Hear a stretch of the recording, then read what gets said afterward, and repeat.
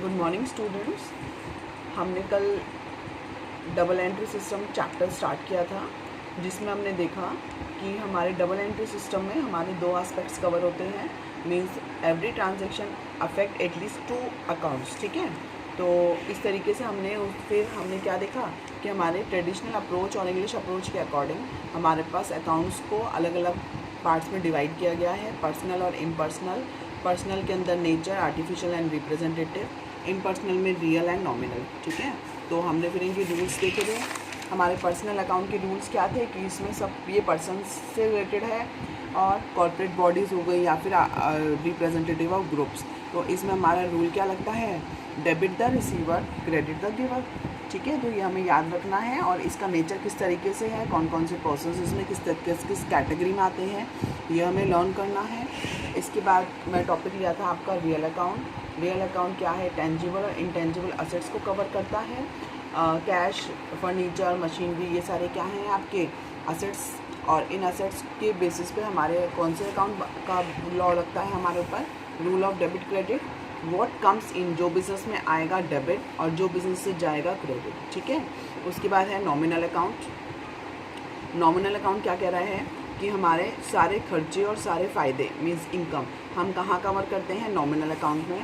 Nominal account के examples हमें दिए हुए हैं, salary, rent, commission, interest.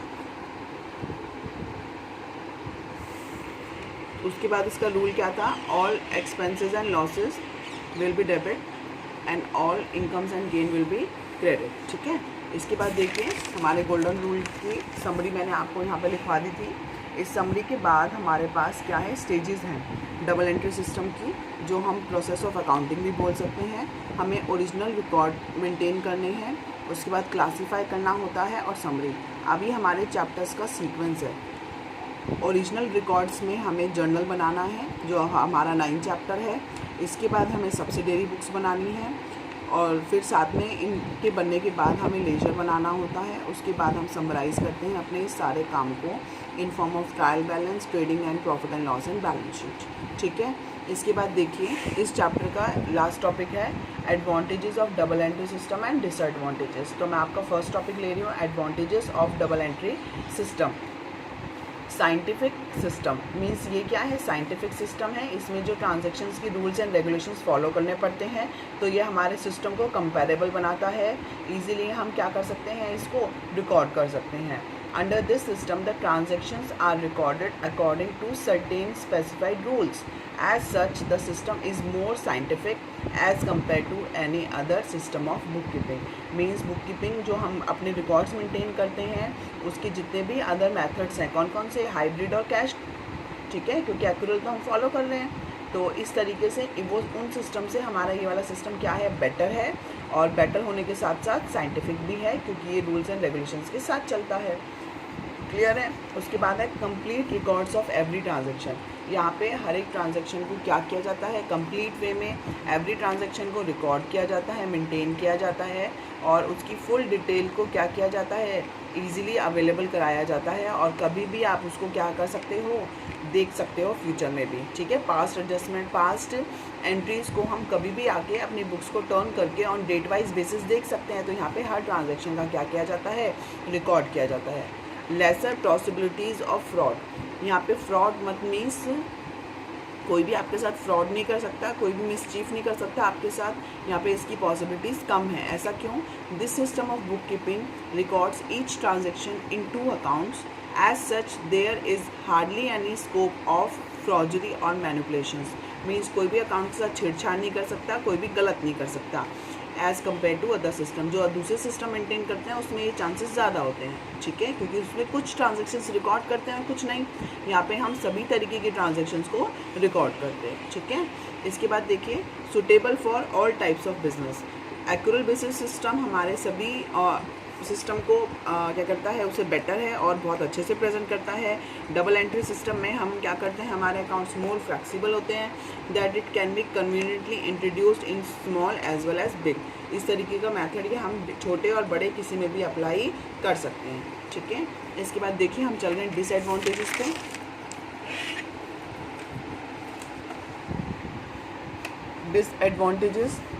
Disadvantages देखिए क्या बोल रही है, Disadvantages of double entry system. A number of books are to be kept under this system. As such, the system is quite expensive.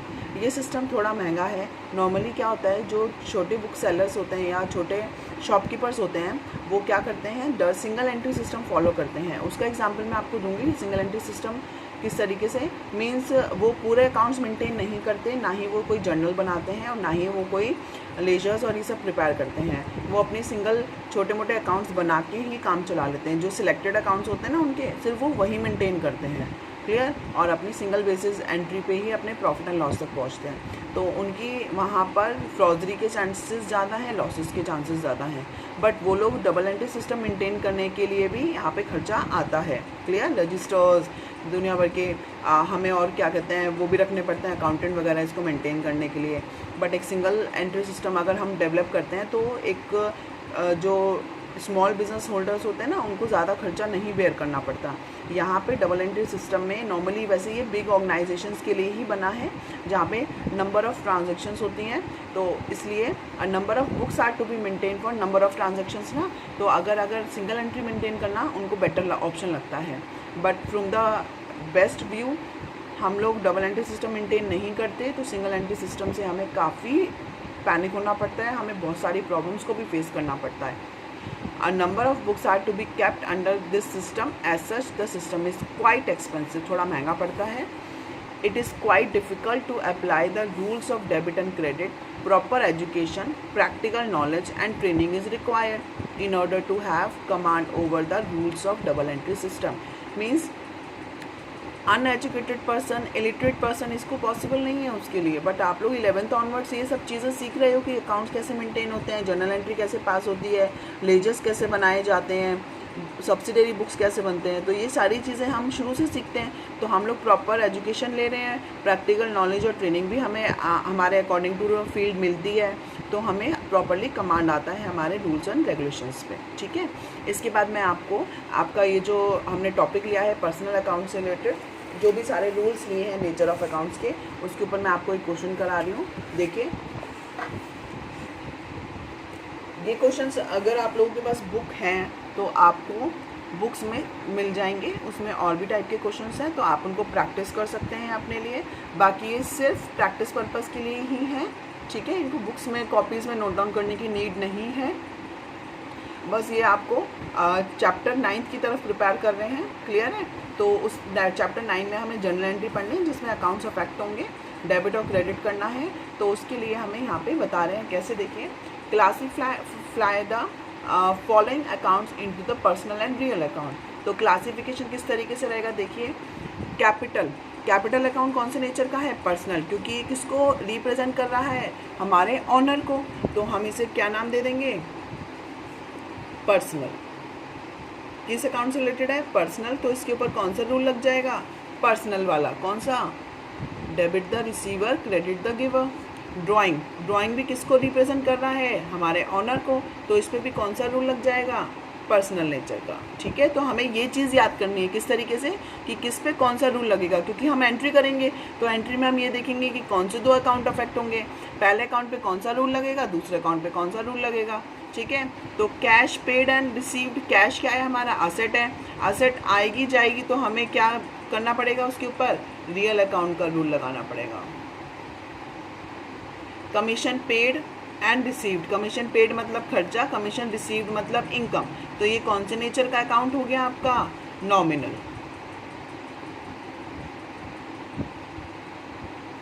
Purchase account means खर्चा, nominal. Cell आपकी क्या है, income. तो ये क्या हो गई, अगेन नॉमिनल. फर्नीचर हमारा क्या है, असेट. तो असेट के लिए कौन सा अकाउंट आ जाएगा, real account. Bank account, bank overdraft, ये क्या है हमारे, बैंक जिनसे पैसा लिया, बैंक ओवरड्राफ्ट जहाँ से ज़्यादा पैसा निकाल लिया. तो बैंक का बैलेंस ओवरड्राफ्ट में कब कन्वर्ट होता है, जब हम उसको सीआर कर देते हैं, मतलब नेगेटिव में चला जाता है बैलेंस.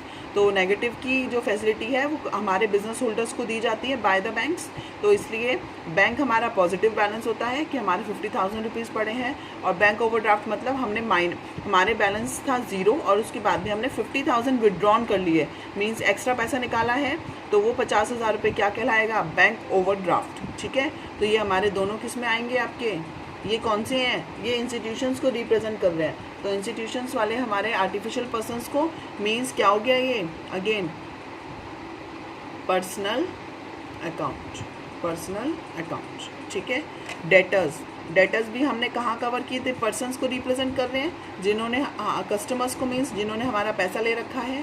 तो अगेन ये भी क्या आ जाएगा हमारा पर्सनल अकाउंट। इसके बाद क्रेडिटर्स, अगेन क्रेडिटर्स क्या होते हैं हमारे, जिनसे हमने सप्लाई ली है गुड्स की, तो वो भी हमारे किस में आ जाएंगे, पर्सनल अकाउंट में।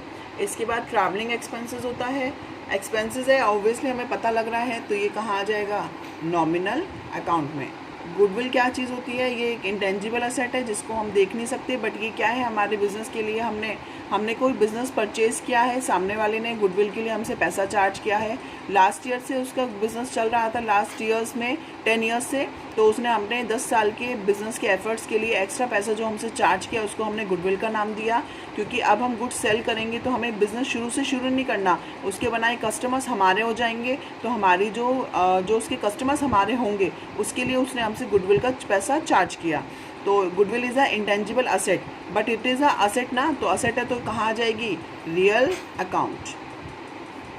Patent also come in the real account, क्योंकि हमें जो चीज़ हम न्यू इंट्रोड्यूस करते हैं या किसी चीज़ का पेटेंट सिर्फ हमारे पास ही होता है कि सिर्फ इसे हम ही बना सकते हैं, तो इस तरीके से हम गवर्नमेंट से उस चीज़ को रजिस्टर करा लेते हैं अपने नेम में कि इसका हक सिर्फ हमारे पास रहेगा।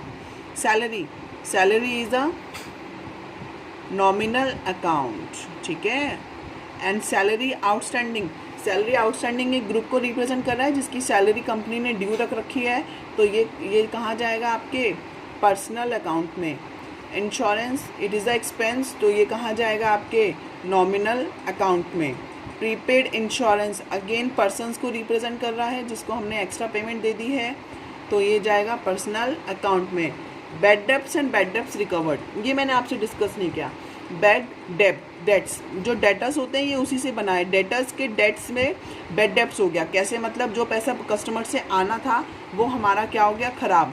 हमारे 10,000 रुपये के पैसे आने थे, बाकी क्या हुआ 2,000 रुपीज़ का हमारा बैड डेब्ट्स हो गया, पैसा नहीं आएगा, कस्टमर से देने से मना कर दिया या वो जगह छोड़ के चला गया, तो हमें पता लगा कि अभी हमारे पैसे आने की पॉसिबिलिटी ख़त्म हो चुकी है।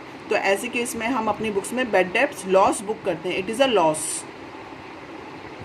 तो ये क्या हो गया आपका, लॉस है तो नॉमिनल अकाउंट। बाई चांस वो पर्सन कुछ टाइम पीरियड के लिए चला गया था, हमने आसपास पता किया कि वो जा चुका है, बट सडनली वो वापस आ जाता है और हमारे बिजनेस से दोबारा डील करना चाहता है, तो हमने कहा जी हमारे पुराने पैसे तो आप लौटा दो, तो उसने खुशी खुशी हमें क्या कर दिया, हमारे 2,000 रुपीज़ हमें वापस में दे दिए, तो ये हमें क्या हो गया, गेन।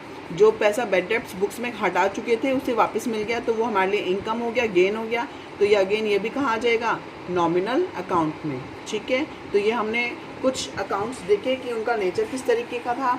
इसके बाद हम कल अपना चैप्टर 8 स्टार्ट करेंगे जिसमें थ्योरी वगैरह लेके हम उसके नेक्स्ट ऑनवर्ड्स हम अपना चैप्टर 9 जर्नल एंट्रीज पे चलेंगे। तो आज का क्लास यहीं ख़त्म होता है। Thank you.